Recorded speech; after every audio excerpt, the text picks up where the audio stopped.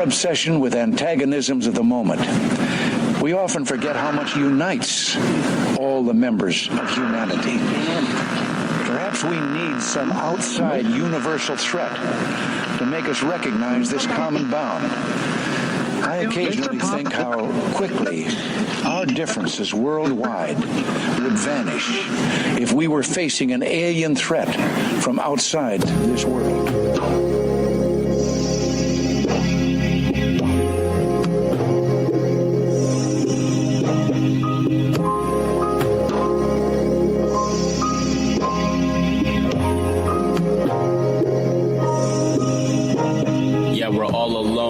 Cold world, I show much concern for this generation and this way of thinking that we've all learned. We took a tragic turn, but the problem is that we ran right into it. The minds we influence, the lives we have drawn to the right and the wrong. We can never move forward till we understand where we've gone and move past from it. Yet we're still convinced that there's resolution. We can't make a change when the minds are polluted, living in illusion. There is no solution. Do we know the way?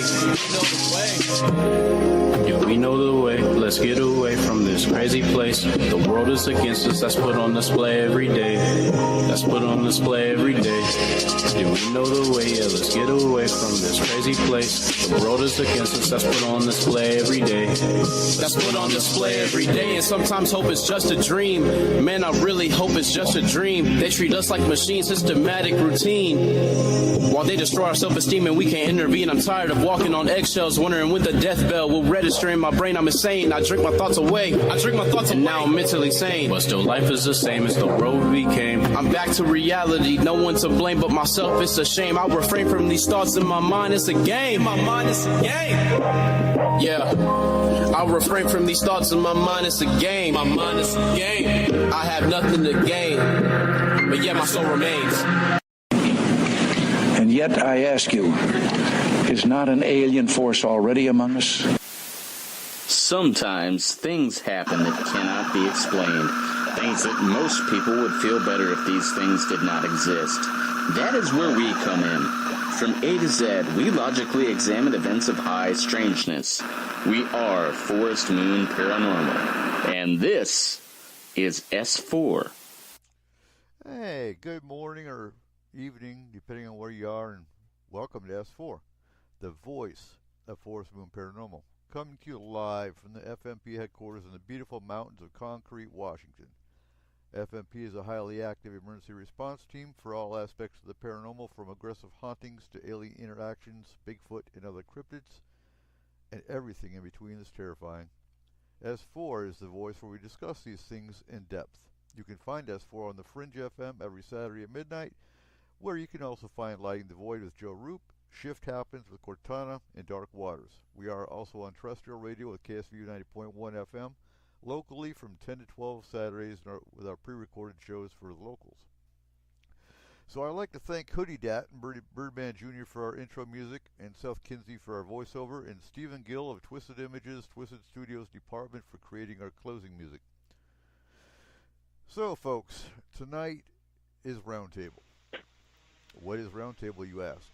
Well, it's where we all get together, have a good old time, drink our coffee, smoke our cigarettes, and ask questions that are blind. Nobody knows what they are. So how's everyone doing tonight? Not bad at all. How about you? I'm doing great. And there's a lot going on that, well, a lot to talk about. You know that? So tonight on our panel, we have Michael Hall from the UFOI team and the FMP paranormal lawyer. R. Keith Andrews, our FMP alien race specialist. And you know what? You can find R. Keith on YouTube. Go check him out on YouTube and get his books. We'll get to that here in a few minutes, because I want to hear Keith talk about his second book that came out. So, Cole Wegleitner is our FMP lore and culture research specialist and owner of Statement of Sound DJ Services. And we have Megan Gehring, our FMP security detail and Astral team and missing persons team member. So, there we go. And you know what? It's coming up on Halloween in, 11 days? Oh, wait. No. It's the 21st. 10 days. You guys ready for Halloween? No.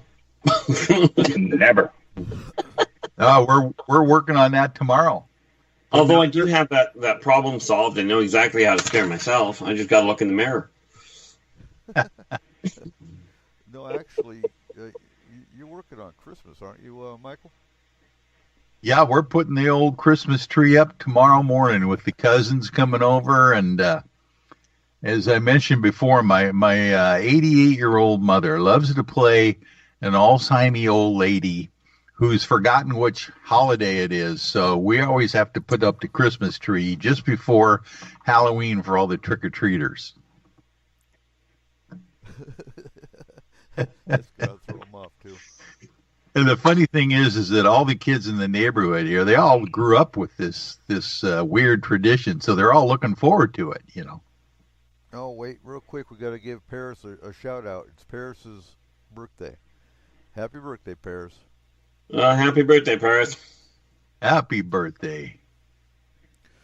So, as we always do with Roundtable, we all have 3 questions. Anything conspiracy, anything paranormal, anything supernatural. We even throw a political question in there every once in a while. So, who wants to go first? Oh, let's start off on a really just twisted note. And some people will recognize this question, but what's in my pocket? I'm not going to touch that one. A marble. Yeah, no, I lost my marbles. Okay. No, that wasn't actually the serious question I was going to start with. It just popped into my head while we were talking about that. Something had to.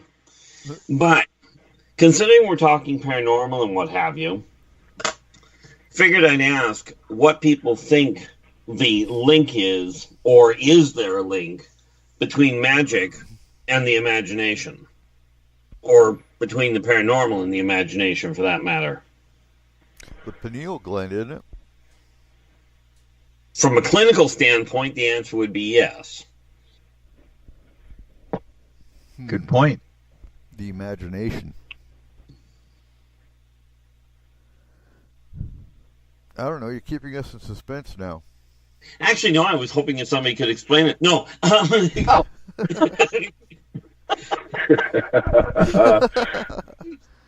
I didn't realize we were supposed to ask a question I knew the answer to.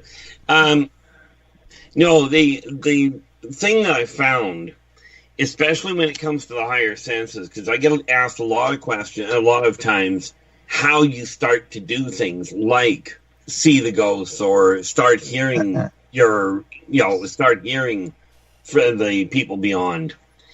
And what I came to understand is if you can just let your mind imagine what it can be like, then that opens the door to actually getting things moving. Humans seem to have this idea, and so do most other races, that seeing is believing. Okay. Whereas, truth be told, it turns out that believing is seeing.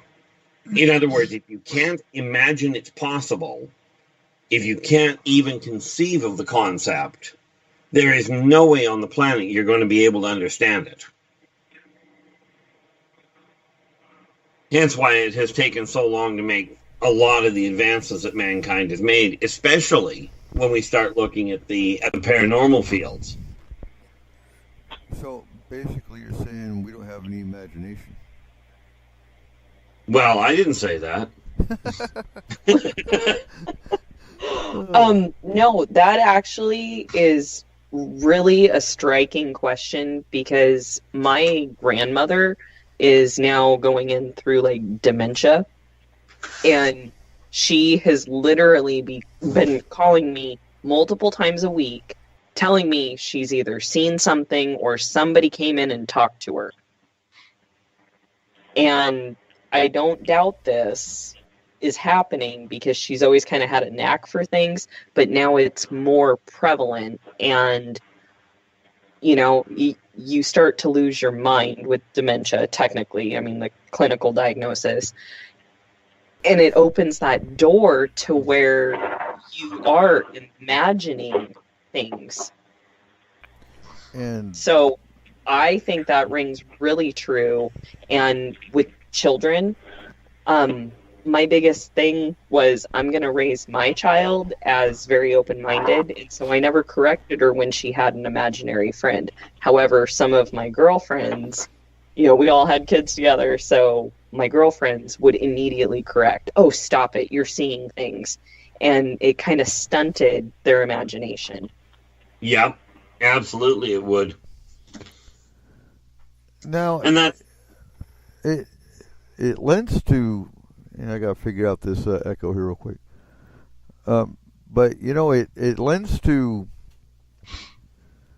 the cases we deal with on a continual basis involving kids, and okay, I'm reading comments, so I got to figure out this microphone. that's the instruction manual. Yeah, it didn't come with one, and it's attached to a headset, so it doesn't work that great. But kids are always opened up, and you brought up the perfect point. Is dementia really the mind diminishing, or is it the mind opening up? I Exactly. guess would be the point. And that would be the $6 question. Inflation. Right. Exactly.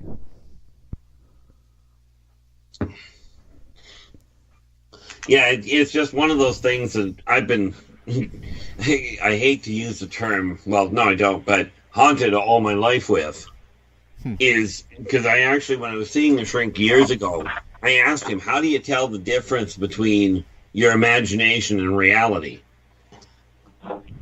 And as it turns out, what people were telling me when I was growing up was imagination, turns out to be reality. Joe's bringing up a good point too. Maybe kids know people see things because they just got here, and they're almost ready to leave. That's actually not a bad way of looking at it. And it's the stupid people in the middle ground that are closed, blocked off, and can't do anything. Oh wow, zombies. Yeah. Anyway. I know a lot of those. Many of them weren't. Never mind. Right. So that was your first question, Keith. What do you got, Megan? Oh, actually, I'll flip-flop my questions, and because I actually have a question. Being it's October, there's a bunch of scary movie-thons on.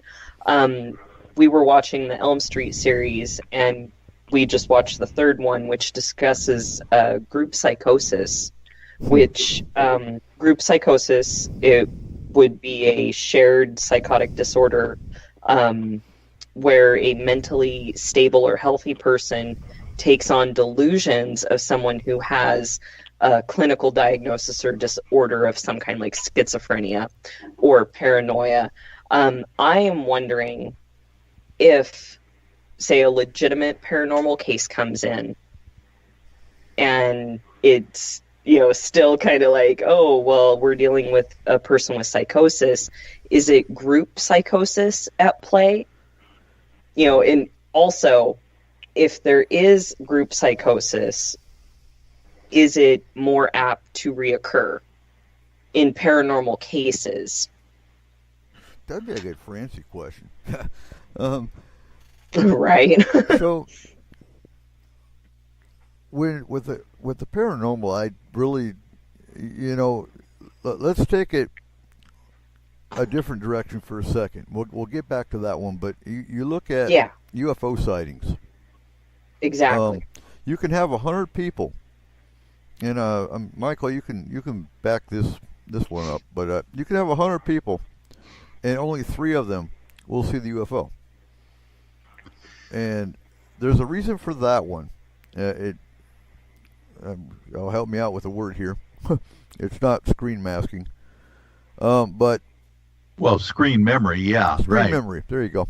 But that's true. You can have 100 people. They're all watching a football game. Only 3 of them will actually see this really bright UFO because they're only supposed to see it. The off-worlders can actually switch off the other 97, so that only the 3 that they want to see it will see it. And that points to the fact that these brain studies that they are doing on experiencers seem to have some kind of connection with the extraterrestrial races that are either abducting them or dealing with them in some respects, because the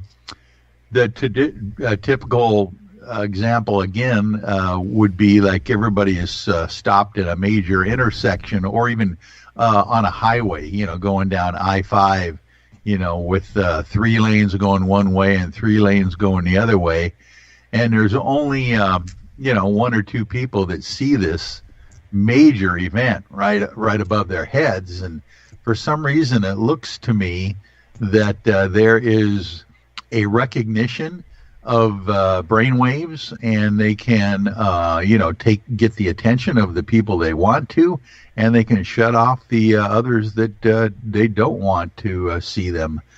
So that's a fascinating subject right there. Why experiencers have this unique brainwave that they're studying right now. This was Grant Cameron's revelation to me the last month when we were up in Canada together. He was mentioning that there is a group of government ex-CIA insiders who are convinced that the only way they're really going to find out what's going on with UFOs and even some of these paranormal activity issues is to study the people that are experiencing them.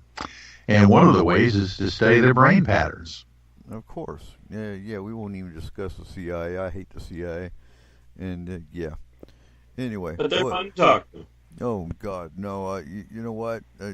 Taking Homeland Security was probably the worst thing I could have done, because it really exposes what the CIA has done and documented in the last 30, 40 years. And, yeah, makes me hate them even more. And one reason they're not a part of Homeland Security. But we'll get there. We'll get to that. That's actually part of one of my questions. Okay, so group hysteria with the paranormal, I think, is rare. Based on cases we've done, if you have a whole apartment, having a whole apartment building experiencing the exact same thing doesn't happen very often.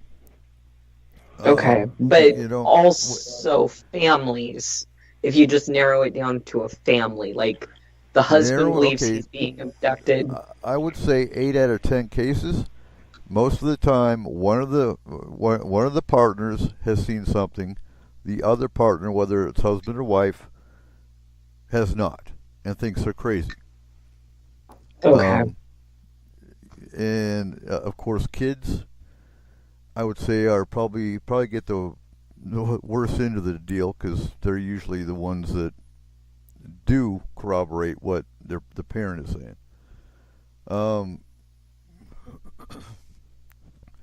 So yeah.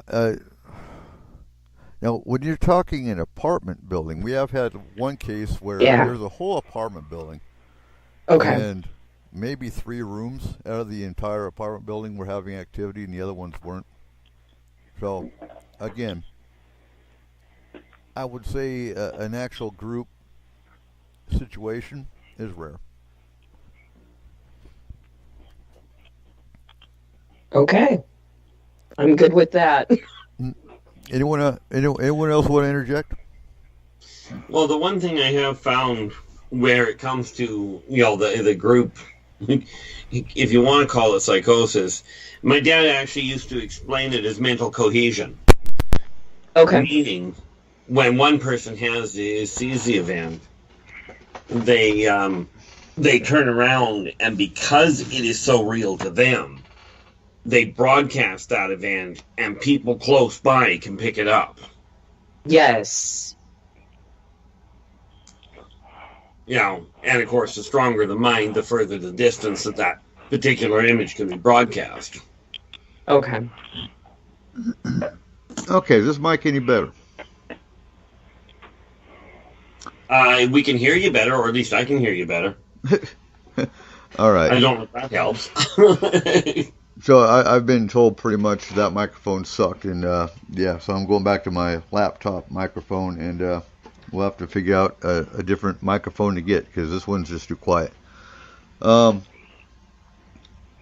Michael, do you have a question for us?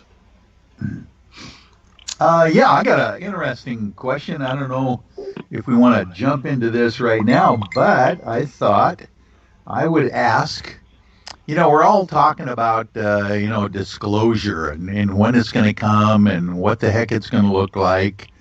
Disclosure of UFOs, of the mystery of cryptids, ghosts, all the things that we are fond of thinking about this time of year. But I often wonder, given the fact that it was even less than a year ago when we actually find out that the government is we can hear you, by the way, Eric. So so you know. See, I told you the mic was working better. Yeah, it works really good. But the idea being is that it hasn't been that long ago before the government actually admitted the existence of the idea of UFOs. So I'm thinking the question I would like to ask would be, as soon as Eric gets done here, I'll pose my question. He doesn't have his headset on, so he doesn't know that he's being broadcast right now. The nice part here. The nice part here is we don't have radio silence today. Yeah, that's for sure. No, but here's my question. What does a post-UFO disclosure society look like to you? Oh, boy. Let's just assume that the thing is actually done at one point when they come out and say, guess what? There are aliens visiting the planet. They have for a long time. Whatever is going to be disclosed is going to be disclosed. And Richard Dolan wrote an interesting book about this whole idea that the day after disclosure, or AD after disclosure. And I always try to think in the back of my mind as a reverie, what the heck would it do to our daily lives, our spiritual lives? What would technology look like if indeed they're going to disclose certain things? Well, all that stuff. Well, before I can even start to postulate a perception on that one, I have one itty-bitty question. How long after disclosure are we talking about? There you go. Good question. Yeah. Well, let's figure it out. Let's say that, it's been almost a year right now since the New York Times came out with their article confirming UFOs. Let's say a year later. Let's say a year after disclosure. What would that look like? I would say because of what our political platforms have looked like over the last couple of years and what they have done to our media in general, we would still have a lot of disbelief. The word fake news is thrown around so much that we can't hardly believe anything that anyone says on any news radio program or news program at all. I think I've got, to add to that, Michael, the Citizens UFO Disclosure Program, the videos. Yeah, Stephen Bassett. Yeah. Yeah. How come that didn't improve disclosure? That happened in 2015 is when I think they started that. Yeah, but you didn't see any. Oh, yeah. All the heavyweights were there. Stanton Friedman, Linda Moulton Howe, Peter Davenport, Richard Dolan. Everyone was there, and it was pretty well covered. But you know what? It was only covered in the well, let's put it this way: not the mainstream media. They didn't put this on 11 o'clock news or primetime news on CNN. So that's probably why it didn't have any legs at all. But I'm still wondering. You're right. I think the real issue is how drastically would a disclosure of anything like that change our daily lives? I think that's when it would really hit the rubber would hit the road. I would assume that if anybody asks you, if you ask them right now, how has that New York Times article confirming the existence of UFOs changed your daily life? Most people would say, well, it hasn't one bit, changed my life.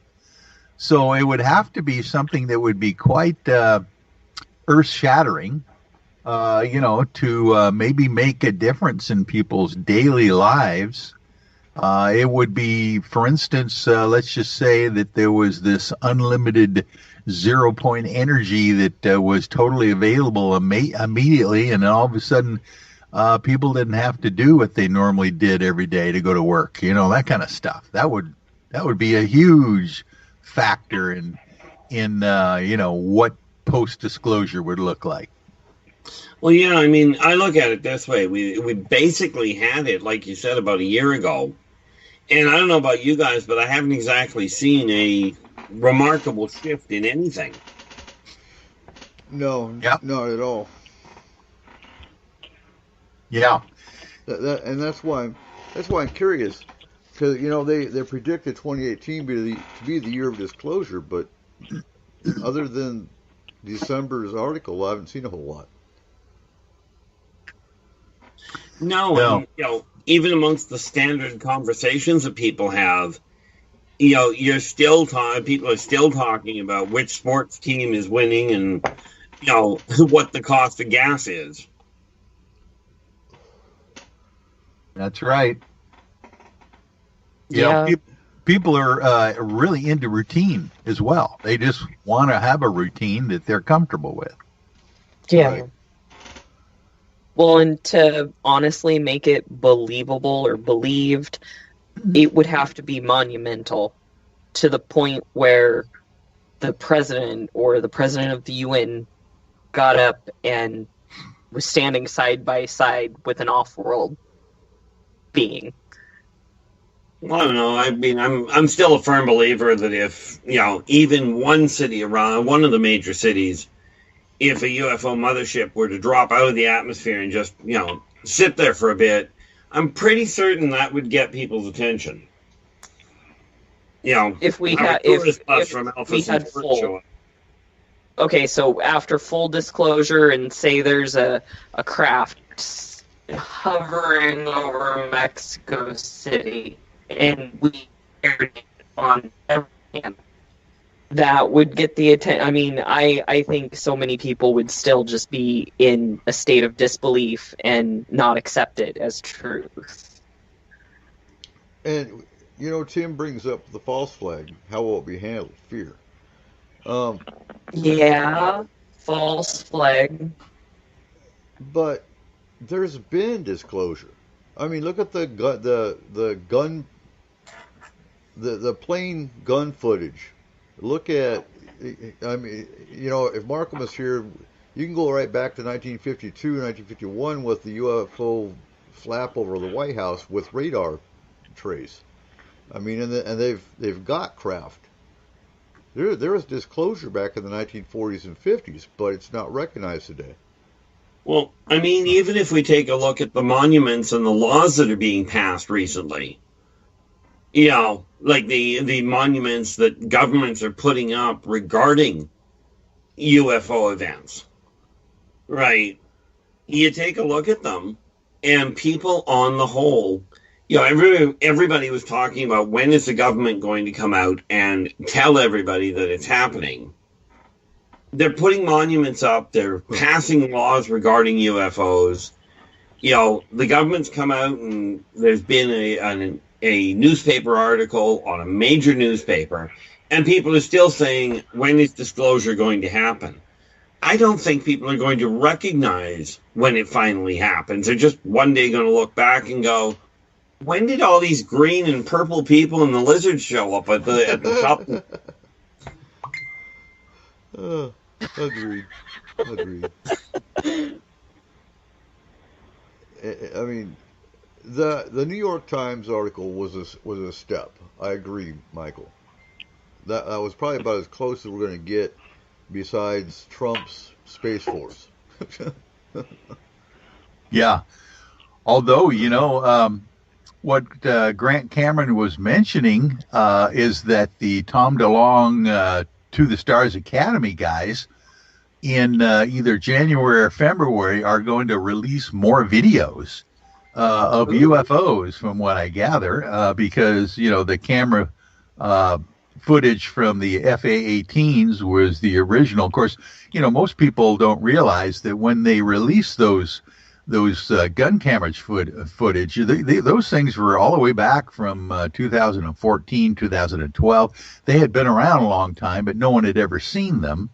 So I am anticipating that in January, potentially, or February, there will be some new gun camera footage, or maybe something that would be more impressive, because I remember when most people saw that footage, they were just going, you know, it was hard to understand. It really wasn't that impressive. So I'd like to really see some impressive footage that would go quite a ways to convince people that this is a whole new paradigm shift happening.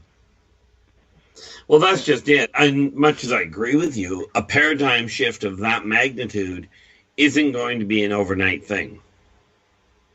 Right. That's kind of why I was mentioning that if we looked out a year post disclosure, you know, having the time for people to chew it over and to, you know, give the pros and cons, and have the government bring it, you know, pull it back like they normally do. They throw stuff out there, then pull it back, and have plausible deniability. All that stuff would have had to take place probably within the year after, over a post, you know, disclosure kind of a thing. And then it would kind of settle down. I'm just wondering what it would look like for all of us, you know, at that point, which could potentially be not that far away for us. Well, I think. Go ahead. I think for a lot of people, it's going to be nothing will change, for the reason that you look at people now. Before I got in with you guys and became part of your group, I knew nothing about the paranormal at all, including aliens. I had questions, but I didn't know anything. But the problem is, every time I saw something on Facebook, on the news, on anywhere about anything to do with them, I would watch it for about 2 minutes, think, not real, and walk away. For an entire year, that's going to happen. It's going to be, disclosure will take from the day they introduce us to an alien on, without actually everyone in the world being introduced to one, I'd think 10 years. Honestly, at least 10 years. At least before it even starts to shift. I mean, yeah. You know, the ironic part, bringing it down to, it's sad to say, but down to earth, right? We go back 30 years. Now, we're not that far. Like, I'm up here in Kelowna, BC, and we're only 400 miles from Vancouver, where there's a staggering number of different nationalities of people. In Kelowna 30 years ago, if you saw three non-Caucasians in the city, you were doing good. Now, it's as mixed as it is in any of the major cities, right? And the aliens, especially with what Hollywood has done, and with the way cosplay comes out, and, you know, the Comic-Cons and what have you, people on the whole, for I have no doubt it'll be longer than a decade, but people will chalk it up to somebody's gone to a lot of work to put makeup together. Right. And unless you're in a team like FMP, where we deal with aliens and UFO sightings on a nonstop basis, yeah, you're going to be blind. But it is a good question. There's no doubt there. Something to think about. I like the way that Gene Roddenberry actually laid it out. Because ultimately, that's along the lines of what you'll be looking at. I also say watch the movies coming out. I mean, Yep. we got Project Blue Book coming up in December on I believe Netflix. That looks phenomenal. I got a new one on that I have to watch. It's called UFO. I haven't seen it yet, so I don't know what it is, but it's supposedly about a moment of disclosure in the early 80s, I believe. Oh, interesting. It's on Netflix. Yeah, I just found this. No, I honestly can't say where I got it, Eric. I have to check it out. So, my question tonight is, well, it's hard to explain. So, in the 90s, I'll do a backstory here on this question. Because in the, 91, 92, I was in Stuttgart, Germany. And the Cranberries, who remembers the Cranberries when they came out with Zombie? I remember. Oh, yeah. I remember. Of course. Great, we're all old. So I remember being a private walking around Stuttgart, and Bosnia was really kicking off, but it wasn't really in the news. It was kind of in the news, but it wasn't anything. We weren't looking at going there and being involved or nothing. And Dolores came out with Zombie, and that was actually based on the IRA and bombings in Ireland. But it could be seen, in any conflict, because any conflict has, major travesties with kids. And so they came out with Zombie, I guess, in '93, and I'd already been to Kuwait, and I'd already been to Somalia. And, 2 weeks ago, I'd never even heard of the Bad Wolves. The Bad Wolves came out with a remake. And I guess what's bad about it is Dolores was actually supposed to get with the Bad Wolves the day they were going to release her song. And she passed on 15 January, the day they were supposed to be, getting with her. And actually, she was going to sing on the song with them. She loved the remake. And if you've heard the remake, it really hits you because they actually changed the words a little bit to include drones, to include today's technology, and what I'm trying to think how to word this, but the wording in the remake includes 2018, and basically what they're saying is, we haven't changed. Violence hasn't changed. You got to hear the song to fully understand it. And I know Megan does, because Megan, I shared it with Megan and Dan the day I heard it. Why can't humanity progress? Now maybe you can explain this, Keith. I have no idea. And I don't want to hear violence as part of human nature. Well, it is, but humans are supposed to progress. Why aren't we?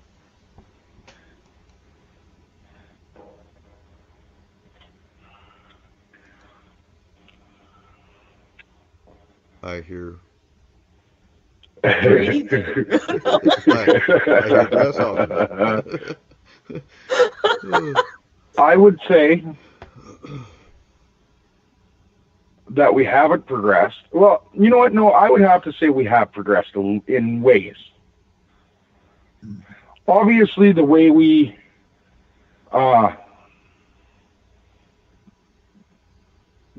create, how do I say that? The way we make war has changed. Right. In a way that we've started to value human life more, in a sense that when you think of wars in the 1600s, you went out onto a battlefield and you kind of went into it thinking, well, I'm going to lose half my men, at least, even if I win. In a sense now, when we go into war, some of us, I will not say both sides of every war, but some of us go in with the idea that we need to give our men and women as much protection as we can in order to bring them back alive. And I would say my prime example would be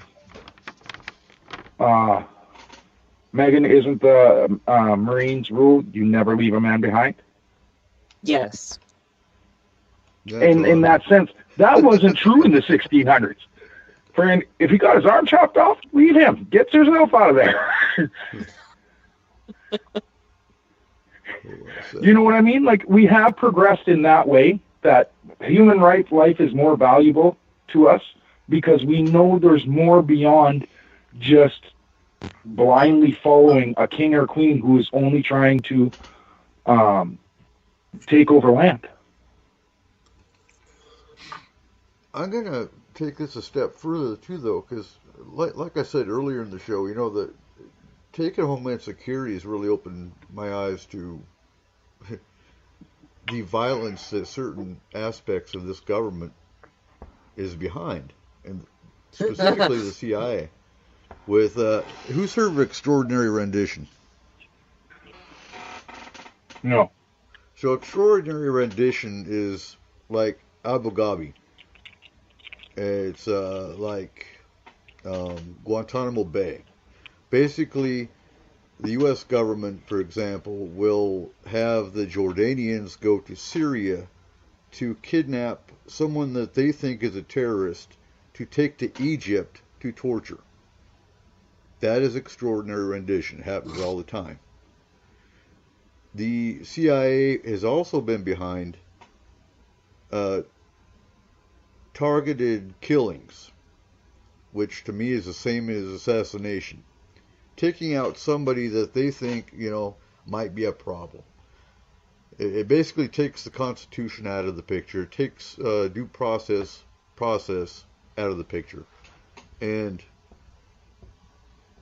this is what we've become. It's modern. And it doesn't show me any kind of humanity progression. Especially when you have a government that's backing this kind of process. Well, Exactly. sadly, this is the same pattern that Rome followed. Quite literally, aside from the toys are more advanced in today's world, but this is the same pattern that faced ancient Rome right before its collapse. Well, that's going to suck. I was just thinking the same thing. No joy. So, yeah. And you look at, you take the violent nature and you look at our own country today and how divided it is. Yep. I mean, look at, just drive down Cole. Just drive down Highway 20 and see how many road rage incidents you encounter. See, now that's the thing. Well, that got a little personal. For all of our listeners, I was in an accident on Highway 20 earlier in the year. Yeah, Oh, I no. wasn't even thinking of that. The road rage didn't happen till after we stopped. I will say that. Right. And it was mostly me yelling at the guy that hit me. Oops. But, you know, Izzy was driving home, 2 nights ago, and actually had a large 4x4, you know the type, the one with 50-inch rims and jacked up about 20 feet in the air and think they're all big and bad. And he actually flashed his brights up behind her and passed her and then slammed on his brakes. And she's going 55, 60 like we always do. It's like, seriously? I mean, and this is a non-stop thing. So you could just you could just take the very simple road rage incidents and expound it. See, now what I can't figure out where it comes to road rage itself is why, when road rage is identified, and I know this is going to raise flack, so I'll apologize for that ahead of time, but why, once it is identified that road rage is what caused the accident, why are these people left with an actual driver's license? Never mind having it suspended. Pull the thing. Because, I mean, you want a dangerous weapon, take a 1-ton battering ram and put it in the hands of somebody that goes off the deep end. Mm-hmm. Because the problem is 90% of the people that drive have had one road rage incident where nothing might have come of it, but they thought about it. And the issue with that is, you look at our lawmakers, they consider themselves to be very busy people, and probably most of them have had a road rage incident involving themselves. And they're not the victim in that. And once they identify that, they're not going to pass a law to, like, take away the license of someone who does that. Well, this is why we have, this is why society's going the way it is. And of course, unfortunately, and don't get me wrong, I'm not just blaming the drivers by any stretch. There's a lot more to it. But I mean, it is heavily interlocked. And, Joe's bringing up the point, too. Watch an episode of Cops, half the people they pull over don't have driver's licenses. It's just like half the people here. I won't say half. But insurance, driver's licenses, put them in jail. Teach them a lesson. And, getting on that side of it, if you've seen Fahrenheit 9/11, where Michael Moore actually went and interviewed congressmen coming out of their, out of the Congress building, and asked them how many of them had kids of military age, and how many of them have, would you send your kids to war? No, they wouldn't. No. I guarantee you, if half the politicians with military age kids were required to send them in the military, we wouldn't be in wars like we are today. Oh, Lord, no. No. But I have an issue with sending kids to war in the first place. Like, honestly, 18-year-olds, I have an issue with that a little bit. And it's not really a big issue, but the fact that an 18-year-old person is old enough to go to another country to kill, but isn't old enough to walk into a bar and have a drink. Yeah, there's a problem there. I completely agree. That bothers me a lot, honestly. Me too. Because and I know it shouldn't. It's kind of a petty thing. But at the same time, it's not. Because, you know what? When our guys went over for World War I and World War II, all of them had a flask, and it's called liquid courage for a little bit of a reason. Yep. Yeah. Yeah. That's why they only had a Mickey instead of a 40-pounder. Yeah, most of them should have had a 40-pounder, because what they had to witness was a lot worse than a Mickey could handle. In fairness, most of them should have had a blindfold. Yeah.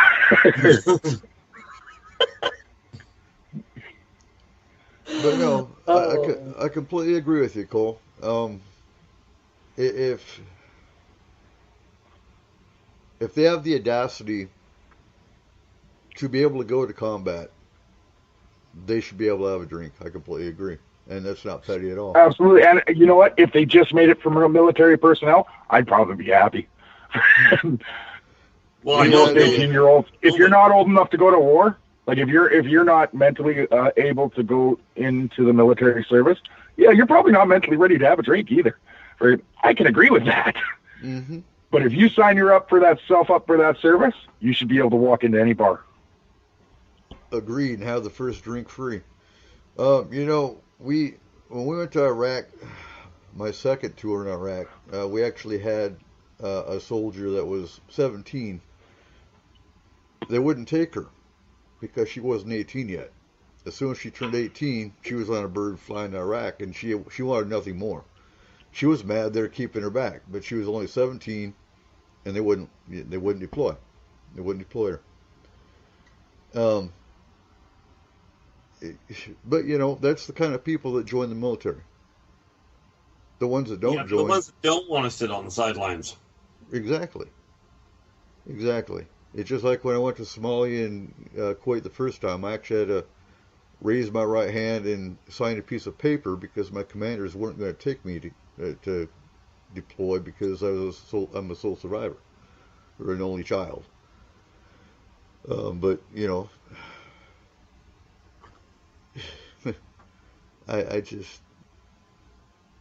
I don't get this country sometimes. I really don't. Well, that's just it. I mean, and unfortunately or fortunately, I'm not sure which, but that kind of thinking quite literally applies in a lot of different countries. But I mean, really, when you start looking at it, you have to realize, that when you start looking at the whole idea of conflict, and you bring that back around, we have all these wars going on. Most of them are based on really stupid maneuvers. But when we bring it back around to the issue of the off-worlders, can you picture what's going to happen if you bring the off-worlders in with their technology, and then somebody decides to start an ill-advised war? Everybody worries about the military, which is a good thing. But when you start having civilians with blasters that can punch a hole in a building, and I mean a sidearm that can do it, it changes the whole concept of war. And then there's the EMP blast. Well, one shot and the planet's dead in the water. Mm-hmm. From their ships. This is the thing that we have to look at where it comes to society and the after effect of disclosure, right? Is you start, once you've got the off-worlders and their technology set up, it would not take any length of time to end conflicts that you didn't want to happen. Especially if they end up having some sort of say in how to go about it. The biggest part. Go ahead.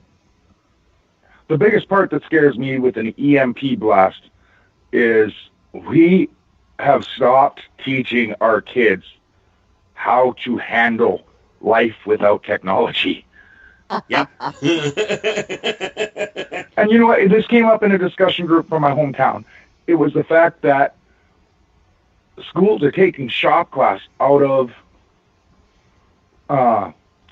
their curriculum. The thing with that is you're not just learning how to fix a car. You're learning the basic life skills to build something. Yep. Well, yeah, FFA, Yeah. FFA, all of that is disappearing and being replaced with the arts.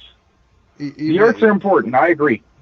Even home economics. Home economics they used to teach in school. They don't teach anymore. And that's how to balance your checkbook, how to cook, how to clean, your basic common life skills.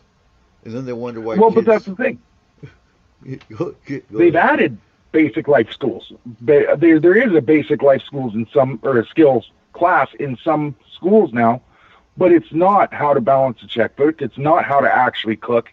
It's how to boil water. It's how to make toast, because our kids today don't have those skills. It's that bad. Unfortunately, you're very right. This is why when the TV came out, they called it the idiot box. You know, I mean, you think about it, you go back to Einstein, and he made a brilliant comment, and he said, when technology advances to a certain level, we will be raising a generation of idiots. Welcome to that certain level. And I feel sorry for my kids. Yeah. Teach them So do I. we teach them the best we can. Well, you do. You know, you teach your kids the best you can. You teach the kids they're dealing with the best you can. You know, but what people have to realize, at least it might be an idea, is that raising kids is not just a parental thing. It's a societal thing. And I agree. It takes a community. And Joe's in the chat room. He's taught his nieces and nephews how to create a pointy stick. And that's outstanding. You went full caveman. You never go full caveman. But here's the thing. You know, you take the jet, you know, the jet engines and what have you, and the big planes and what have you. One seagull can down a plane. Oh, yeah. You know, one metal bar can drop a motorcycle in a heartbeat. You know, you just have to get creative. A pointy stick is the first step to civilization. And that's what's going to happen when we find Rome. It's sad to say. Oh. You know, and people were warned then. They didn't listen then any better than they are now. No, and they won't. And that brings out about the whole quote, those who don't pay attention to history are doomed to repeat it. Yeah, but here's the kicker to that one. The flip side of that is those that focus too much on history have exactly the same problem. If you concentrate, I can see that. If you concentrate on the negative side of what went down, you'll create the negative side.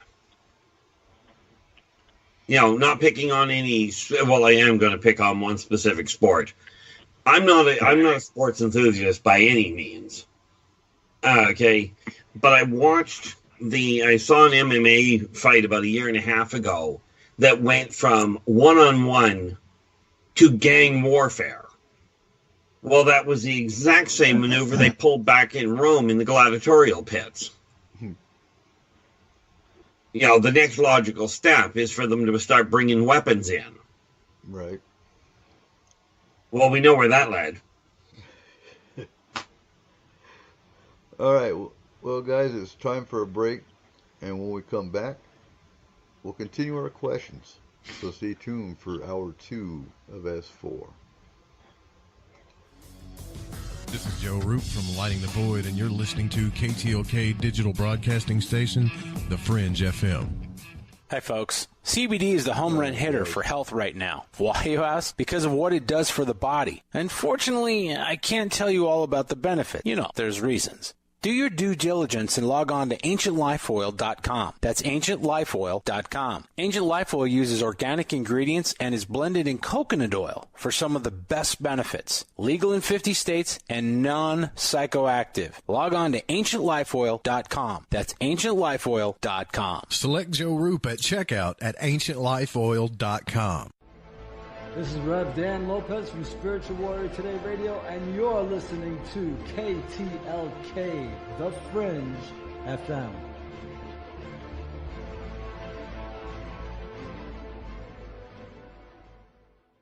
Who were the real ancient Egyptians? What is it about ancient Egypt that captivates us all? The critically acclaimed series Magical Egypt is back with all new episodes. Let Chance Gardner and company take you on another adventure through Magical Egypt in the new series Magical Egypt 2. Magical Egypt 2 attempts a forensic reconstruction of the science of the ancients through a study of ancient aesthetics. Also, the best researchers and authors in the field like John Anthony West, Graham Hancock, Laird Scranton, Robert Bouval, Lon Maladuquette, Aaron Cheek, and more join together to explore the topics of the esoteric, and the hidden messages of the ancient Egyptians. Just go to magicalegypt.com right now and put in the code word FRINGE and get 10% off any download or order, including the groundbreaking original Magical Egypt series, as well as the new episodes in Magical Egypt 2. Also, check out the great work and the companion series at magicalegypt.com. Click the banner on the Fringe FM or go to magicalegypt.com and use the code word FRINGE and get 10% off your order today while it lasts.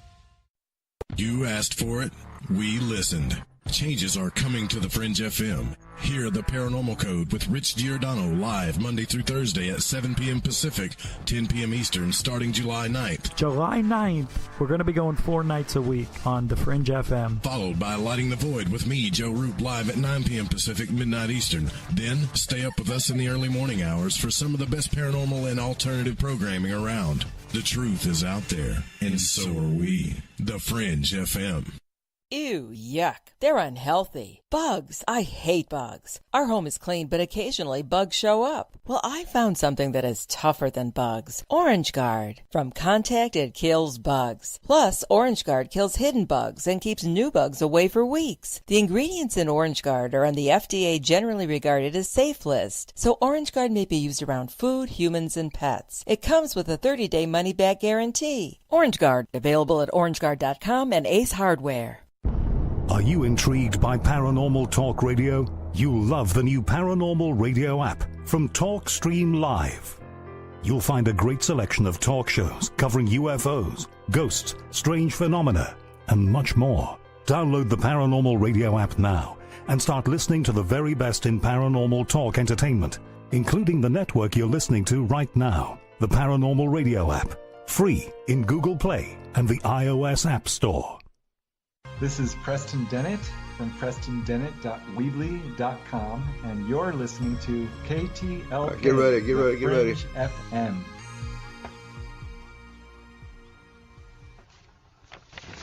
All right, guys, we're back. So welcome back to S4 tonight on the Roundtable.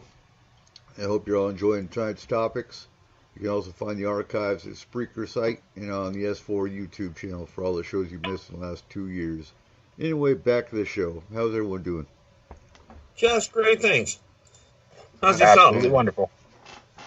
Good. All right, so who wants to pick up question number 2? Eeny, meeny, miny, and Cole. Oh, yeah, Okay. Cool. So my first question Yeah. has to do with the astral realm. All right. I was wondering if the astral realm has any negative effects on the people going into it who are going in there on purpose. Any negative effects? Like we have an astral, like we have an astral team, but like, from what I've heard, they can spend a lot of time in there, quite a bit of time. Does it have any negative effects on their psyche or their body? Yeah. So, yes.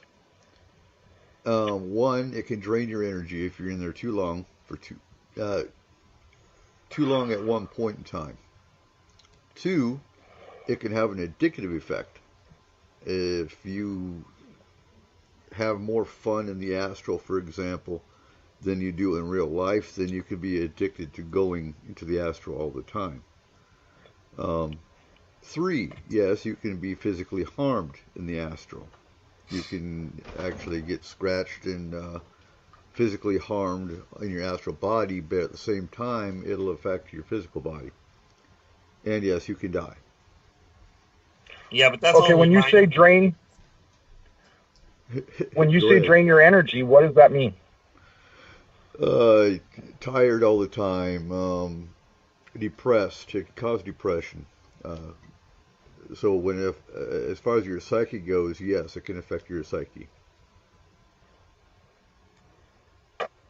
And the other addictive side is if you're one of the, what I call one of the lucky ones, and you don't have a bad run when you get over there, it is a riot to spend time over there. It's an absolute blast.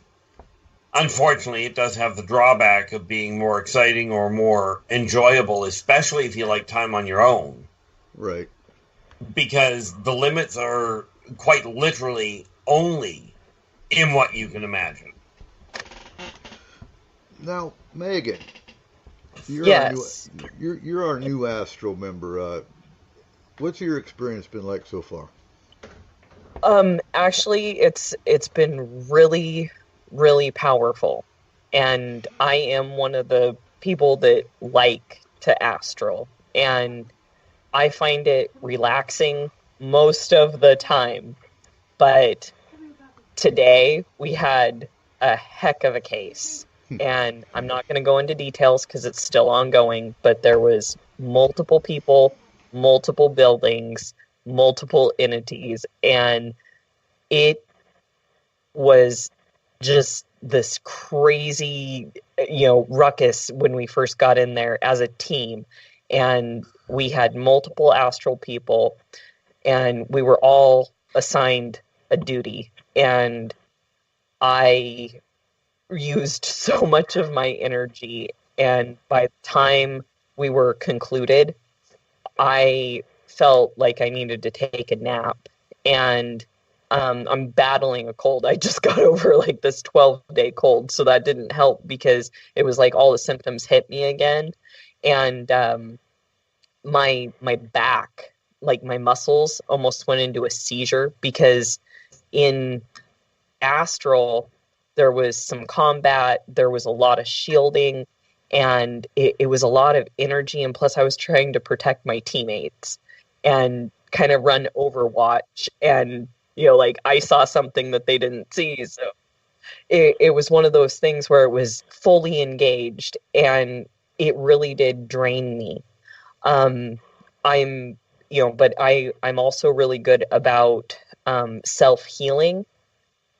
Go and do something I really enjoy once I'm out of the astral realm, and focus a lot of time on grounding and shielding myself. And so I spent about an hour after the astral experience working on myself. But if I kind of got lax in that department, I know I probably, would not be on chat right now, because I'd just be sick and lethargic and headache type thing, because I've made the mistake of going into astral before and then not medicating or self-correcting and focusing on myself. And therefore I've learned that is an important step. But as far as like the depression, I have not experienced that. Some of the cases are heavy, but I don't know. I'm going to chalk it up to the Marine Corps at this point. I'm really good at compartmentalization. So I could put things into a box and just put it aside or accept it. I don't have to actually deal with what I saw or what I felt or what I experienced in astral. I just can accept it, learn from it, and move along. So hopefully that's clear. Hopefully that's clear, but I am one of the few that just, I really enjoy time in astral. And we, in answer to that too, Cole, to add to it, we do have protocols in place. Like Megan said, we do ground, we do shielding, we do, if it's an intense case where we don't know what we're getting into, we'll send in scouts, essentially. They'll be cloaked, and they'll be able to see what's going on before they engage. As far as the depression side is rare. It's really an individual issue. So we do watch the team for depression. We do watch the team for draining and other signs. But yes, you can be psych harmed. You can be physically harmed in astral.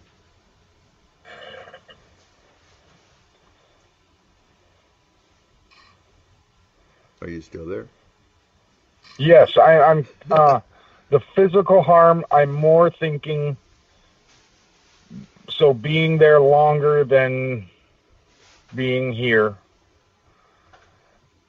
Does your body get hungry? Does it get thirsty? Can you? Oh, yeah, like you're talking. You know what? My biggest question: what happens if you have to go to the bathroom and you're in the astral field? Sorry, but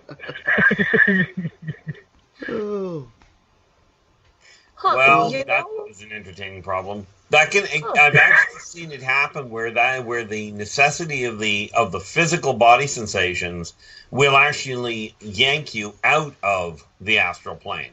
Yeah. And bear in mind, when the team is on a case, the team is generally speaking not in the astral more than, say, 1 or 2 hours at a time. Yeah. I think we had one case where the team may have been out for 24 to 48 hours, but not at any one given time. So, and like he said, the physical needs of the body are going to take over the astral, and you're going to be pulled back in. This is why it's recommended, if you're going into the astral plane, to leave your body someplace safe. Yeah. Right. Yeah. Like, I found out the hard way. By the way, safe does not mean in ICU. They get really testy there. No. Oh, geez. maybe on the toilet, though. Well, just a thought. Sad to say you do that, you're likely to end up with a mess on the floor. Yeah. Well, Cole, I astraled for about 2 hours on the case today, and I put everything aside. I never once broke astral to get up and get a drink of water or eat a cough drop or, use the restroom. I put all that aside, but trust me, once I was out of astral, I was like, okay, I can do human things, and I went about my business. And, I just kind of put it aside, and it really didn't even interfere because I was so focused on what was, in front of me, which would be, the case at hand. See, that's why even when you're doing any of the energy work, and astral travel is just another form of energy work. But this is why I always recommend to people, have water handy for when you're done, because you're going to require it. Yeah. Totally agree. Rehydrate.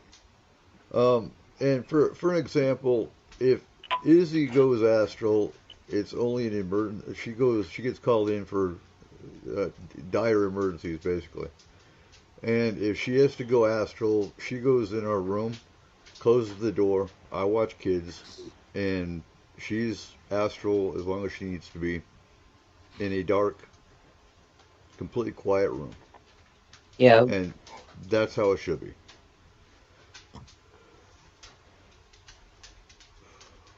There should be no outside if there's outside influence, you're not fully going to be astral safely anyway. Yeah, there's very few people that can actually go astral and be present in the physical world. It takes talent. We have one person that can. Is it necessary to use some kind of headphones or binaural beats or anything like that? Do you just do it through your own mind? You do it through your own. Well, it's your consciousness leaving. The ones that do it through their own mind, that's usually remote viewing. But no, you don't need headphones. You don't need. I guess it's an individual thing. If someone needs headphones to concentrate, to leave, then that's how they would do it. But it's not necessary. Yeah, it's usually what I refer to as a crutch. If you can't concentrate or if you can't relax enough without earplugs, put the earplugs in. It's kind of like it's easier to do astral if you start off in a sensory deprivation chamber than it is if you start off in the middle of a mall. Although it causes much more interesting reaction in the middle of the mall. So you mentioned that we have one person who can do both, be in both realms. So if she's listening to like Pink Floyd, Dark Side of the Moon, can she broadcast that to everyone else? Now you're talking. Now you're getting. You gotta remember. I don't know anything about this, and therefore, so these are the questions that pop into my head. We have one person that can actually astral while they're driving. Not recommended. No. But You have two. Yeah, I can see that being bad. Yeah. Technically, like I said, not recommended. But if you have that kind of skill, then you can do it. I'm just thinking of the creative cop that would be giving that ticket. Right? Oh, by the way, you were out of your body. I just saw you were hovering over your vehicle, so I'm going to give you a ticket. That wouldn't stand up in court. No, probably not. Neither would the cop. Yeah. Oh. Any more questions, Cole? I do, but they're on different topics. If you wanted to go to someone else first. Oh, yeah. Okay. Well, we No, I always was change talking about topics the astral. anyway. Let's talk about the astral side. Okay, Keith, what's your next question? Curiosity, in your guys' opinion, what is black magic? Okay, so my opinion, magic is magic. There's no white, there's no black. It's all about your intention. Now, if your intention is to curse somebody, for example, your intention is to cause harm on somebody, that's what they would call black magic. Now, what society calls black magic would be somebody that's conjuring, somebody that's bringing in the devil, someone bringing in demons. It's all intention. Well, you and I are on the same page. Yeah. But if someone knows what they're doing and they want to conjure, so be it. I have no problem with that. It's what you're going to do with the individual you're conjuring that I'd have an issue with. Well, yeah, I mean, I find it really enjoyable, sitting down and talking to some of the people that have passed away. And I mean, let's face it, whether you're talking about a human ghost or whether you're talking about an entity or a demon that's passed away or an angel, it doesn't really matter. They all follow the same pattern. Mm-hmm. Right. And of course, once you open the door towards past lives, right, if you're conjuring somebody up, it works out kind of along the same lines as phoning an old friend. Right. I agree with that. I also think it comes down to respect. Absolutely. For example, I'm not going to say his name, but there was an individual that went to Vegas immediately after the Vegas shooting because he wanted to, speak to the passed over individuals that got shot. I think that's disrespectful. They're not ready to communicate. Especially disrespectful to the families of the ones they lost. It comes down to respect. Most of them are probably confused. Oh, yeah. Well, either confused or the few of them are going to be madder than a wet hen. And if you're annoying them right after that, well, think, if we bring it back into the military concept, think of what happens when a group of soldiers comes back from a hot zone and somebody starts bothering them about what went on. Yeah. This is usually a bad outcome.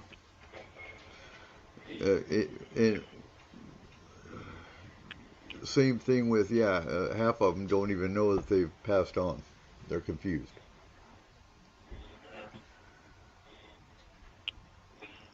Dead or alive, there's questions you just shouldn't ask, too. Well, right. That's where I run into a problem. I never actually found a question you shouldn't ask. But first and foremost, I absolutely agree with you on this one, Eric. It is an issue of respect as to both when you ask and how. I don't know if there's even a set time. Some spirits, some families aren't ready for an answer after a year. I would say before you try contacting someone that's passed on, it should be a mutual agreement with the family as well as the spirit. Oh, absolutely, but that's part of the when. I don't mean give them 6 months, everything will be fine. Right. That's like people going through the death in the family, through, you know, even a divorce, a traumatic family experience, you know, losing a pet. There is no way to say, oh, in 6 weeks you'll be okay and you should be able to just get on with your life. Mm-hmm.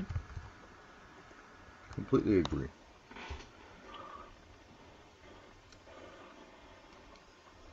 Well, I don't know about everybody. I'm just looking at the chat room here on what you just put in there, Eric.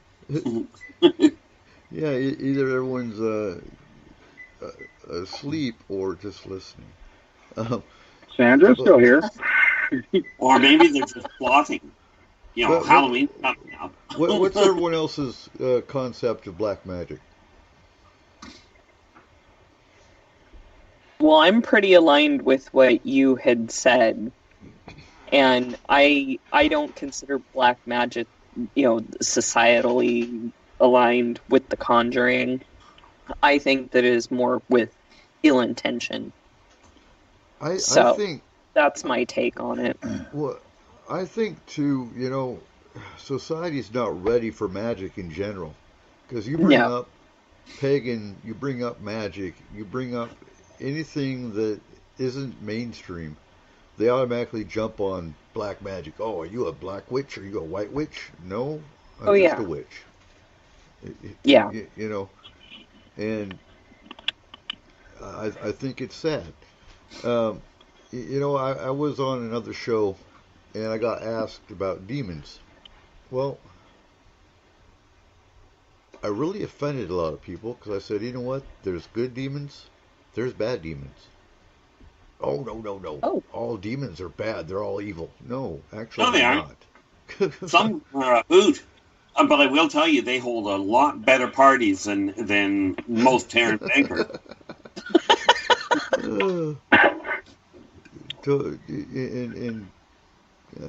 Yeah. Can't say I agree. But I would say, you know, there's demons are demons. Not all demons. Demons are either hate humans, which most demons do, or they just don't care. I mean, humans are arrogant in that they think they're the center of the universe, and they're really not. Yeah. Well, I had to tell somebody that one day. They were worried that they were being watched by the government. And my immediate comment to them was, well, I've got good news and bad news. The good news is, and he says, I don't know which is which. Because on the one hand, yes, you're being watched by the government. On the other hand, you're not that important. Right. Yeah. Yeah. You know, the same thing applies to the demons. Some, like, I do agree with you, the majority of them have learned, for whatever reason, to dislike just about every race other than humans, or including humans, rather. You know, but they're not, as a race, they are not inherently only one perspective. It's kind of like the off-world perspective that all humans are alike. Right. And, you know, many demon races actually hate off-rulers. It's Absolutely. It's a mutual hate, I guess, as off-rulers hate demons too. But look at it as demons are just another race. Some of them, yes, they cause harm on humans. But so do other malevolent entities. So do spirits. So do fae. There's a whole array of creatures out there that cause harm, not just demons. Well, that's just it. They're all dang near identical from the standpoint of no race on its own is 100% inherently one way or the other. Because we got to remember, every one of the races, including the non-corporeals, have a soul. They have an individual perspective. Completely. That's where it gets real confusing. Completely agree.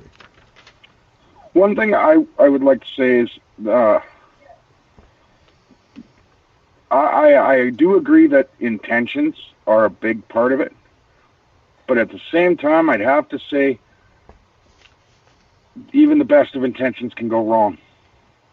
Well, you know what And they if say you're about delving broken into something, if you're delving into something that you can't control and you can't handle, especially something that's pretty dark but you're trying in a way to do good, that would still be considered to me a type of black magic, because you're reaching into things you can't handle and releasing things maybe that you can't handle. Mm-hmm. Well, yes. The only reason I don't see that as black magic is because if I look at that as black magic, then we have to take a look at the entire scientific community and look at that as being a black science. Because the scientific community is looking into things that they really don't understand when they start poking buttons. Look at CERN. Yeah, but I'd agree with that. I would totally and fully agree that half of it, honestly, maybe we shouldn't be looking into. CERN and HARP for two of them. We're not ready for it. Yeah. Well, I love the way it was put in Jurassic Park when they said that humans are so, well, they actually said scientists, but scientists are so interested in what they can do, they seldom think about whether they should. Exactly. And that could be the same thing with magic. Agreed. Well, let's this is jump why. on to the next question. Megan, you got another question for us? Oh, yeah. No, it's just a light, fun question, kind of following up on what Arkeep just kind of hit on. So, October. It's October. A lot of people are going on ghost hunts or, just fun, like, little haunted walks. I'm wondering, and this almost sounds like a crime, so forgive me, but clearing in public. So, what are your guys' opinions on, say, I'm on a little haunted ghost walk through the old town city of Concrete, Washington, and I'm seeing an apparition on the bridge, and she seems like she wants to cross over. So, do I cross her over, or do I leave her for public display? I'm just kind of curious on this. Okay, I'm probably hot button. I know, right? I not knowing much about this, I would have to say, talk to her, offer your respect, cross her over if that's what she truly wants, because the public novelty will not leave with her. And see, that's the hot button area. I don't like those walks. No. I don't like ghost tours because one, it's disrespectful. Two, it can be dangerous. Because how many of those ghost tours are actually teaching paranormal protection to the public that they're taking on the ghost tour? Zero. This is where I have a slightly backwards viewpoint on that. See, number one, I'm all for ghost tours. It's just hard to get them all to line up and follow where you want them to go. But the other problem, and this is where I'm really backwards on it, you take a bunch of people out on a tour when you don't teach them, well, that falls into Darwin's methods. Because anybody going on the tour, it would be advisable if you're looking into going on a tour, check into protection yourself first. Okay. Well, here's the thing, though, Keith. How many of these, and most of these people that go on a ghost tour, got the idea from paranormal TV? And how many paranormal TV shows do you know even express that there's a danger with the paranormal? Oh, I agree with you wholeheartedly, and that's where we get back to that other thing we were talking about a while ago about the responsibility of the media and these ghost tour shows. It's like, sad to say, but if you bring it into the material world, it's like the people that make war sound like such a wonderfully exciting, enjoyable, and adventurous thing. Come join the adventure. I don't know about you, but having somebody pull a gun on me and shoot at me is not what I call an adventure. Oh, I wholeheartedly agree. But in answer to your question, Megan, yes, if you're on a ghost tour and you see a spirit and she wants to pass, you cross her over. So clearing in public is okay? Of course. Especially if they want to go. They get to see another, the public that's on said tour gets to see another aspect of the whole paranormal phenomenon, the whole ghost phenomenon. Oh, see, that would be neat. No, but, I mean, also, I mean, I've been to some public places where I'm kind of getting a feeling, and it's like looking over my shoulder, and I'm like, somebody wants to talk to me. And, you know, I don't know where that line is yet to whether I should engage and clear, or do I need to seek permission from the building owner? Or... Nope. Okay.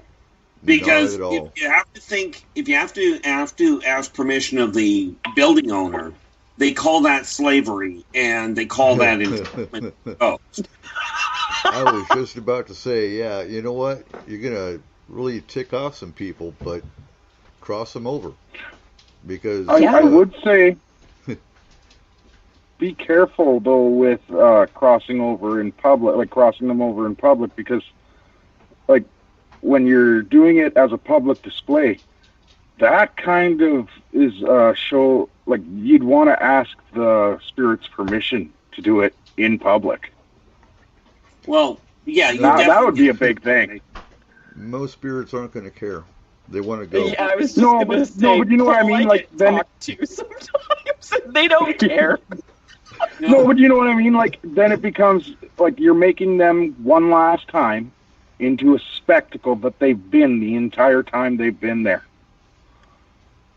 See, the other side of that, and this is where I do recommend you watch what you're doing. If you're going to cross them over, or if you're going to have a conversation with them, because of the way society is geared, oh yeah, and the fact that ghosts happen to be telepathic for the most part, it's best not to speak out loud to them if you can't physically see them. Although, I'm game. Right. I'm guilty of that. I talk to myself all the time, and actually one of our astral team members sent me this little thing. I homeschool, right? And she sent me this little meme, and it said, if you're a person who homeschools but you talk to yourself, is it really a parent-teacher conference? I loved it. I loved it. And I'm like, yeah, I'm not crazy. It is a parent-teacher conference. I mean, come on. So yeah, that's the category I fall into. I'm guilty of that. If you start to answer yourself, then you're getting a little out there, though. If you're just answering, it's when you get into a full-blown three-way argument that you're in trouble. Yeah. That would be hard to explain. Oh, that's when you tell the fourth person just to mind their own business. It's not their argument. I might be able to pull that off. All right, is Michael back with us? No. I don't think Michael's back with us. Okay. I didn't know that. Cool. What's your third question? Yes, sir. Okay, I would have to, my sister-in-law asked me something today. Okay. She had watched a documentary on Dogman. Ooh. And she was wondering why there are so many similarities between Dogman and the lore of werewolves, yet Dogman does not have to follow the forces of the moon the way we perceive werewolves do. Two different races. Yeah. Dogman's a different why species. do werewolves have those rules, yet Dogman doesn't, when there's so many similarities to them completely? Ultimately, it boils down to this. Werewolves as a race have to follow certain things because that's what their what their physiological demands are. Okay, dogmen don't have the same physiological demands. Doesn't it also come down to culture? Quite often, yes. Now that being said, culture won't do a thing for the phase of the moon. No, but behavior will. That's why I meant, because of the behavior when that moon is full, would have to do with cultural. What's the word? In all fairness, it doesn't. No? The werewolves, no, because the werewolves are physiologically affected by the moon. Okay. Dogmen are, once in a while, psychologically affected. Just like some humans are affected by the phase of the moon, but not all of them. Whereas all humans are affected by whether or not they've got oxygen. Right. I got to ask there, what do you mean by some humans are affected by the phase of the moon? Well, it's a proven fact that because of the fact that the human body is, I think, if I remember the numbers correctly, it's about 86% water. Yes. Okay. If you're born under a full moon or a new moon, if you're born under an opposite moon, the proximity of the moon will actually affect the way that the biochemical, the biomagnetic flux occurs within your brain. Okay, some people are affected by it. Same as some people are affected by the cold or the heat. That increase in energy can alter the way that the person can alter the level of their control. Net result: if you've got somebody that is trying to stay even-keeled, but have a temper problem, you bring the moon into it, that shift in gravitational pull will physiologically modify a human's temper control. Same thing happens with werewolves. With your lycanthropes. Yeah, that makes sense. Okay. I want to backtrack real quick because Kayla's got a really good comment pertaining to Megan's question. But couldn't that cause, passing spirits over in public? Couldn't that cause other people on the tour to think that they could pass spirits over and cause them to dive into things they couldn't yet handle? And Ooh, good. That's a good point. That's a really good point. It's really passing over a spirit isn't something everyone can see anyway. You kind of have to already have that ability to see what's going on. Question: is it something that can be learned? It is. Yes. Anyone can learn it. Anyone can learn it. Anyone's got that ability. But that's a good point. If somebody else actually saw what was going on and understood what was going on, you wouldn't just want anyone to try it without having some instruction.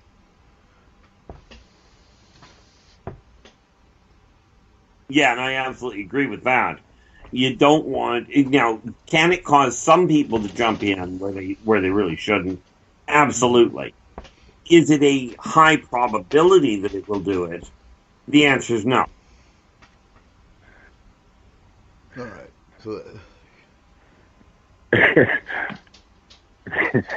So Michael. That was an excellent. Oh, is Michael back? Yeah, I'm back. Woohoo! So Michael, what's your second question? Well, given the season that is upon us here and Halloween showing up very shortly, I thought of an extension of the first question that I was asking. What would post UFO disclosure look like?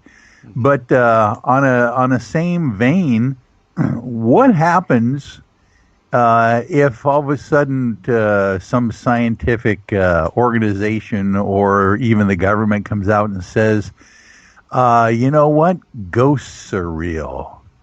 spirits are are all around us as we, our maybe deceased ancestors can be contacted. What if the paranormal was put into the mainstream tomorrow? That would be a fascinating thing to think about. Well, I guess Ghostbusters Incorporated is born. You know what? I think our workload just tripled. If that was the case.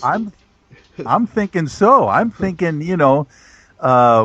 most of us have been, dealing with these kinds of subjects for a long period of time and kind of swimming upstream. What if all of a sudden we find ourselves just flying downstream with the mainstream approach to now the paranormal is a reality and everyone needs to deal with it. And all of a sudden, people are calling you up right and left, Coop, and Forest Moon Paranormal. And, Megan is 24 hours a day on a list, to help people out all over the world. Sorry, Megan. It would be interesting. Simplify. I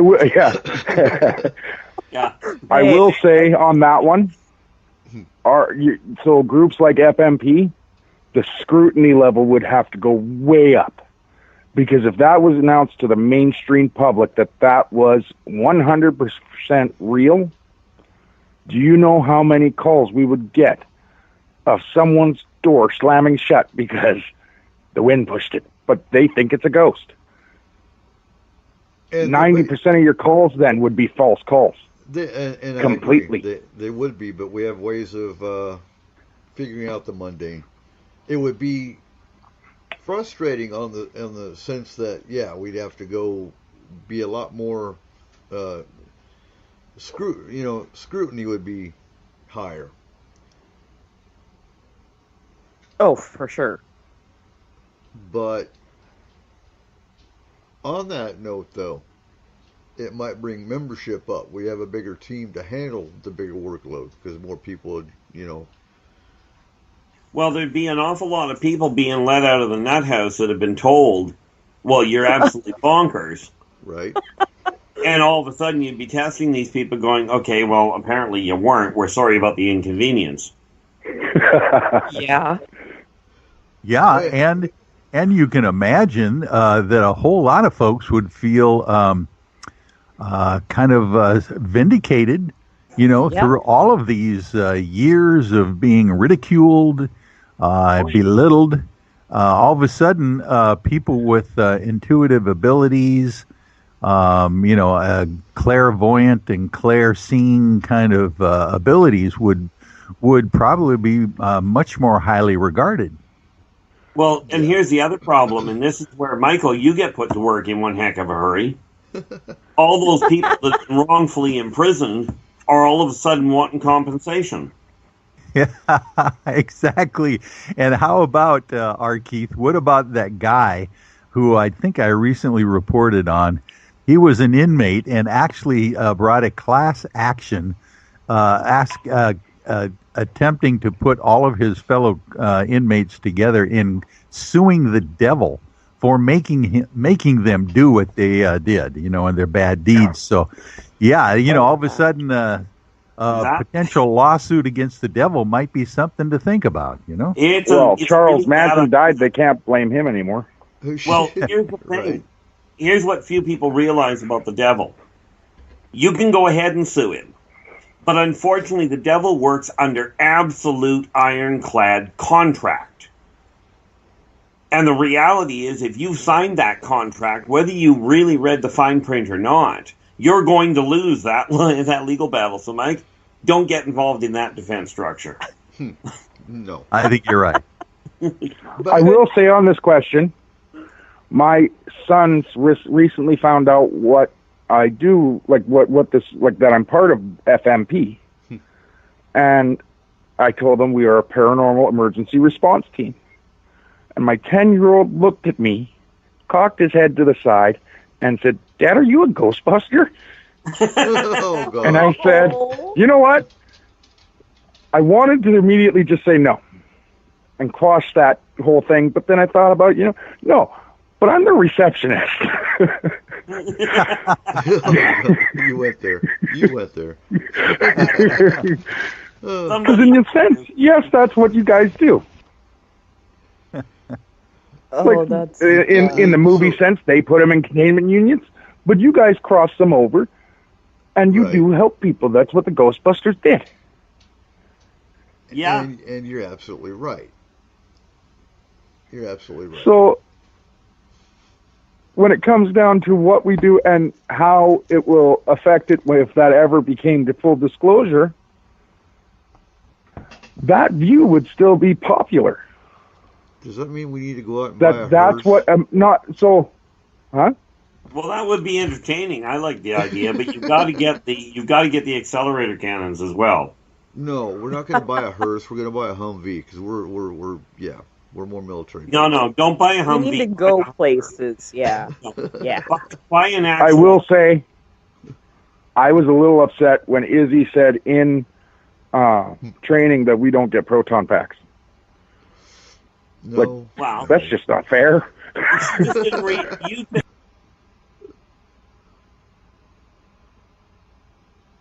Oh. Are we still here?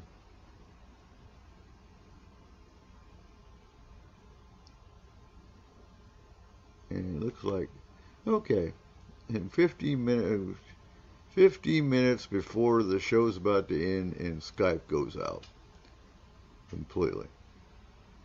So I'm going to get everybody called back in here.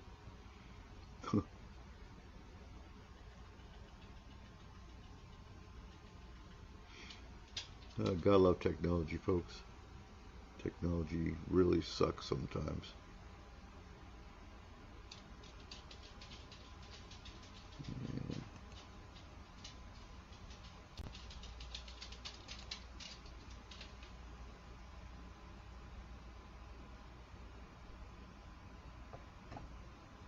All right, are we back?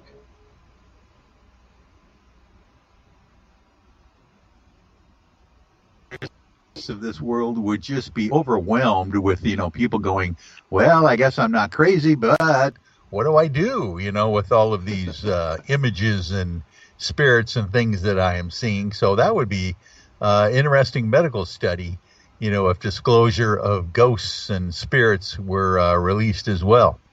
See, I think again that would take time. Well, that's what I think at first most people would just stop paying and say, well, I wasn't crazy anyway, so we're good. Oh, so that was interesting, guys. You guys didn't get dropped. I did. Oh. Oh. Well, that had to happen at some point. Yeah, I'm not on my cell phone. My cell phone drops, not my Skype. But I want to bring up the point. So, society recognizes the paranormal. What happens to religion? It's part of religion is a necessary commodity. The reality is that religion explains the inexplicable long enough for science to figure it out. Now, granted, there are those that will tell you religion is used to control people, but that wasn't what it was designed for. That's what it was, if you will, corrupted into. Right. But now the government came out and said, wow, spirits are real. Bigfoot's real. Dogman's real. Everything in the paranormal is real. Yeah. And the Catholics are going to go, and don't get offended, Cole. The Catholics are going to go, see, we told you everything's a demon. We told you. Yes, but they're also going to have the other flip on that. Well, no. There's one area that spirits can be explained from, and that's the thing. A lot of the things would be real. They could call the spirit realm limbo. They'd also jump. To me, that's not true. Right. But I will say that some religions are going to have to backtrack quite a bit. Yes. I agree. Not overly. Because you got to remember, along with the demons and the devils being real, etc., the religious people will immediately jump on the idea that God is real. Oh, absolutely. And as for limbo not being quite the reality, this is one where I actually have a sort of probably a biased opinion. I've been there often enough. It's about as real as it gets. Because there is a transitional point between going where you think you're supposed to be going and where you start. And I believe that, but I do not believe that spirits that are stuck here on Earth that haven't been crossed over yet are all in limbo. Oh, no, absolutely not. Absolutely not. The ones here are not in limbo. If they're stuck But that here, would be the Catholic's explanation for the spirits that are stuck here. Oh, they're wrong. Very much so. Very much so. And actually, we're going to discuss that. We're going to discuss that on the show next week. What about Did we see Kayla's comment? Huh? Did you see Kayla's comment? I did. Skype goes out when the photon. Never cross the streams. I know it. But didn't they cross That's the what stream happened. to- Skype goes out. Oh. See, you cross the streams, you have a reenactment of the Big Bang Theory.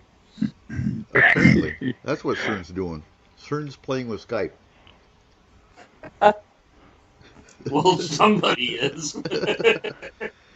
So, hey, Keith, we're down to about the last 8 minutes of the show. Tell us about your new book. Well, it's not quite out. It'll be out sometime in the next 2 weeks here. But it's called... What is that wonderful beep you've got in the background? That's actually not the name of the book. Oh. Sorry. It's actually called... It's the second in a series of 12. And this one's called Believe in Your Business and Follow Your Dreams. And what I've done my best to do is put the 12 steps necessary to get your business up and running right from conception all the way through to expansion, to get it when I covered such neat little things like the one critical thing that people overlook is if you want a business to run properly, you've got to have a policy book in place, something to remind yourself and your employees or managers how situations get dealt with and why. And so I walk through everything from how to figure out what business you want to look into, whether or not you even are of the right mindset, in your opinion, to become an entrepreneur, how to get the business set up to start with, including your startup costs and how you want to go about finding a location. So I go through it one step at a time. But again, I've kept it as simple as I can get it, because it really is an issue of running a business. There are some simple tricks to it, but you're going to have to do the legwork. You're going to have to talk to people to make it happen. And where can they find the book? Well, you can order it right through me at Inner Voice Enterprises at yahoo.ca. And the bottom line question is, we're still looking at it being, as far as I know, and this might change, but we're looking at keeping it at the $10 mark plus shipping. Well, in Canada, that'll put it around the $2 mark, and in $2 shipping, States, $3.